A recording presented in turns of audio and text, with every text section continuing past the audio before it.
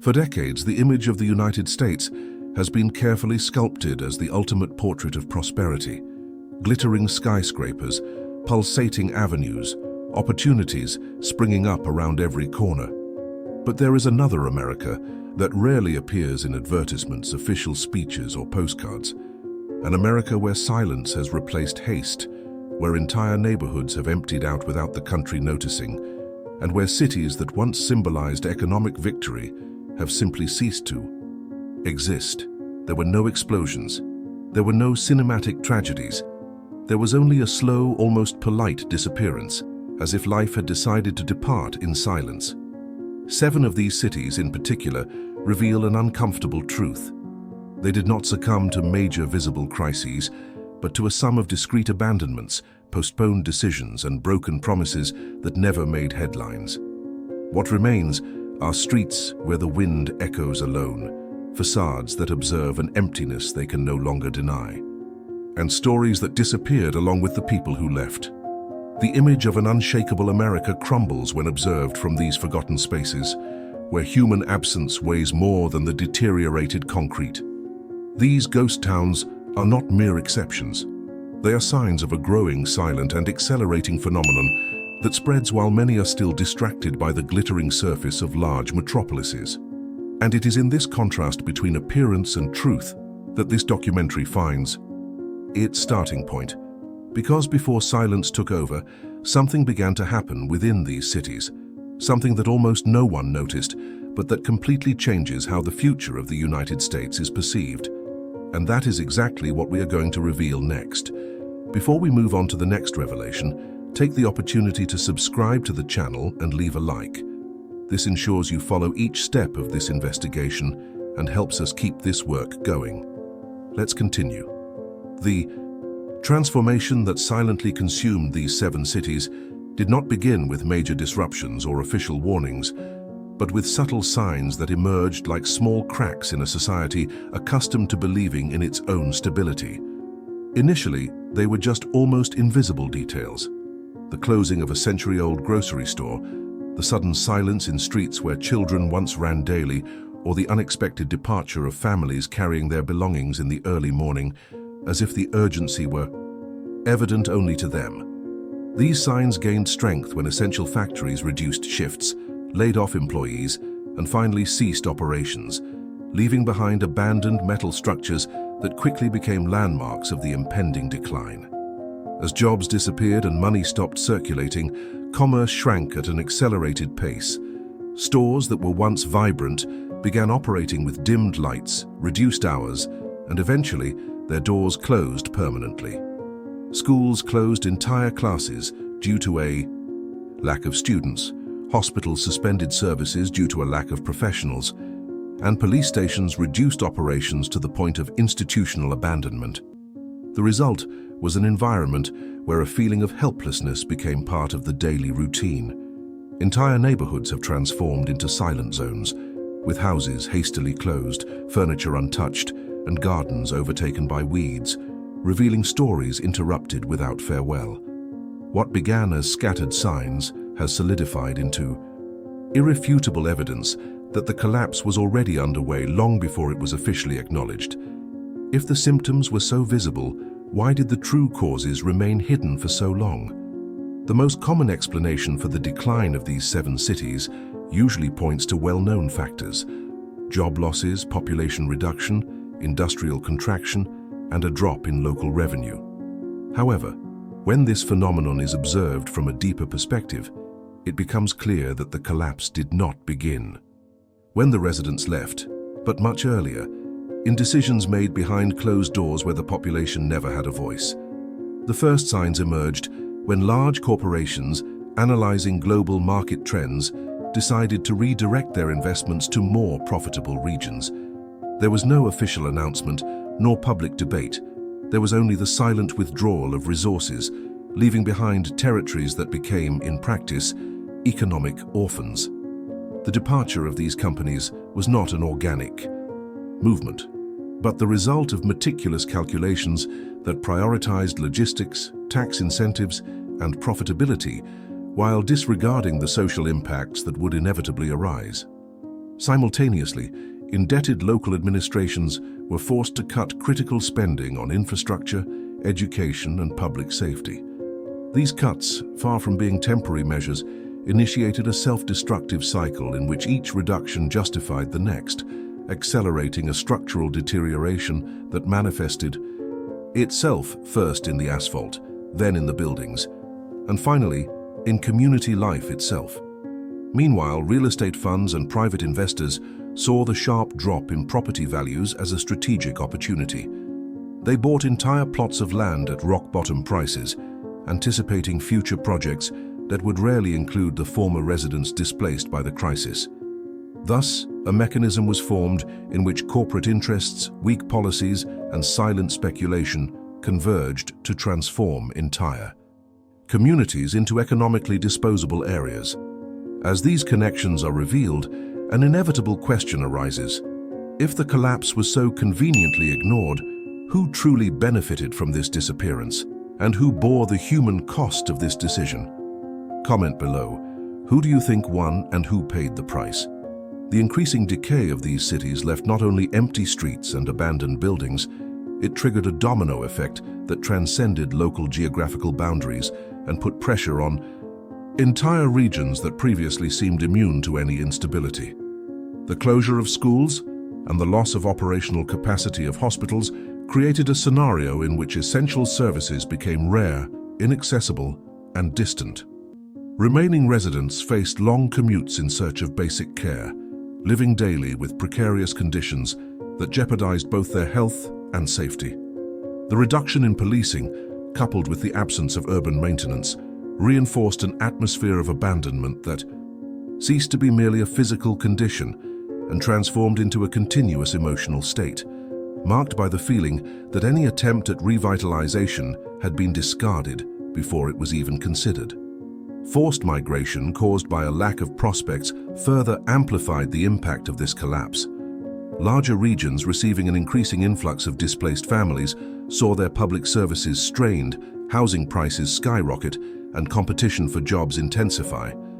This population transfer did not occur in an organized manner, but as a result of a silent exodus, motivated by the understanding that remaining in these cities no longer offered minimum conditions for survival. Thus, the disappearance of small municipalities represented not only the collapse of isolated territories, but the gradual distribution of structural problems to urban centers that were already facing their own vulnerabilities. At the same time, the fall in real estate values triggered financial fragilities that hit local banks, infrastructure companies, and state governments, causing severe cuts and budget imbalances that spread rapidly. Trade and distribution chains were disrupted, affecting sectors such as transportation, retail, and agriculture. The death of a city, therefore, proves to be an event that reverberates widely throughout the national economy. Given these consequences, the inevitable question arises: what does this phenomenon foreshadow about the country's future? And why are so many beginning to see it as something bigger than an urban crisis? The reality revealed by these abandoned cities transcends the traditional definition of economic crisis and exposes an emotional transformation that permeates all of contemporary society, even in places where infrastructure remains intact and prosperity is still displayed as a demonstration of national strength. The emptiness that echoes in the silent streets, closed houses, and deactivated school buildings points to a deterioration that is not limited to urban space, but is reflected in the daily lives of millions of people living in large centers, facing exhausting routines, endless workdays, and a constant feeling of disconnection, despite physical proximity and technological hyperconnectivity. Growing loneliness, fueled by the culture of productivity and the continuous pressure for results, has become a symptom that unites distant individuals, all living with the impression that, even surrounded by information and stimuli, they are increasingly distanced from real connections. The disappearance of these cities functions as an amplified version of what many already perceive in their own lives. The emotional emptiness caused by the gradual loss of community, the fragmentation of human relationships, and the lack of time to build meaningful bonds. The absolute silence of the abandoned streets becomes a metaphor for those who, even living in vibrant places, experience the same kind of absence, as if the natural rhythm of life had been replaced by a rigid sequence of obligations that leaves no room for rest or conviviality. This feeling, previously individual and diffuse, has become more evident with the increase in financial instability, indebtedness, and uncertainty about the future, creating a psychological climate marked by the fear of not keeping up with the flow demanded by the system. Modern emptiness, though hidden beneath a veneer of progress, has become a constant presence across different age groups and social classes, manifesting as emotional exhaustion, difficulty connecting with others, and a lack of time to care for essential needs. In this context, the visible decay of these cities acts as a warning and a mirror, revealing an uncomfortable truth. When collapse begins internally, external ruin is merely a consequence. But what do the numbers reveal when this crisis is analyzed through statistics? And why does this data almost never reach the public? The full dimension of this phenomenon can only be understood when the data, often hidden in technical reports or superficially mentioned in economic analyses, are observed together in context, revealing patterns that would hardly be perceived simply by visually observing urban abandonment. Statistics related to population indebtedness show that more than half of American households live in constant financial instability, dealing with debts that accumulate faster than their ability to pay, creating a scenario in which economic survival becomes a daily struggle to avoid individual collapse. This indicator, although seemingly isolated, gains gravity when confronted with the significant increase in the number of people dependent on food banks, a figure that surpasses levels recorded since the Great Depression and reveals a seemingly prosperous country, but one sustained by structures that can no longer guarantee food security for a growing segment of the population. At the same time, demographic research shows that hundreds of small municipalities have lost more than a third of their residents in recent decades, consolidating a process of population decline that began timidly but reached alarming proportions with the advance of economic stagnation and the flight of investments. The combination of an abrupt drop in the active population, business closures, and the deterioration of schools and hospitals has produced a statistical mosaic that, when analyzed in depth, points to a structural risk: the formation of entire regions where maintaining basic services becomes financially unviable, pushing even more cities into the same cycle that consumed the 7 already considered lost. The housing crisis is another indicator that reveals the silent severity of the problem, since in some states, the number of abandoned houses exceeds the number of new births, demonstrating a demographic imbalance that compromises the sustainability of entire communities. Simultaneously, the significant increase in properties purchased by investment funds indicates a shift in the profile of urban property ownership, suggesting that large financial groups are accumulating assets that previously belonged to families who have lost the ability to maintain their homes due to the rising cost of living, stagnant wages, and increasing job insecurity. When these numbers are put together, they reveal a picture in which the collapse of cities is not an exception, but part of a trend that advances continuously, silently and predictably, even if rarely discussed clearly. But if the data already shows such a clear trajectory, what is still preventing society from recognizing the gravity of what is to come? The sum of the data exposing the silent advance of this collapse not only describes what has already happened to the cities that have disappeared, but also anticipates with disturbing precision the direction in which other regions are heading, indicating that the phenomenon is far from ceasing and, on the contrary, tends to intensify as structural factors continue to be ignored. The combination of increasing indebtedness, population exodus, widespread crime, precarious work, and the shrinking of the middle class creates an environment in which the risk of further urban extinctions becomes increasingly plausible, especially in localities that depend on a single industry, weakened public services, or rural economies that can no longer compete with hyper-concentrated urban centers. The inability of many municipalities to sustain their own fiscal demands exacerbates this scenario, as it drastically reduces the supply of essential services, becoming the first step in a process of deterioration that advances like a current towards the cities that still resist. Meanwhile, large metropolises, traditionally seen as economic strongholds, are beginning to show signs similar to those ignored years ago in cities that are now completely deserted, revealing that the distance between prosperity and vulnerability is much smaller than the dominant discourse suggests. The increase in the homeless population, the expansion of degraded neighborhoods, the pressure on health and security systems, and the growing internal migration indicate that the lines separating the decline of small centers and the stability of large cities are becoming increasingly blurred, creating a scenario in which collapse ceases to be an isolated risk and becomes a structural possibility.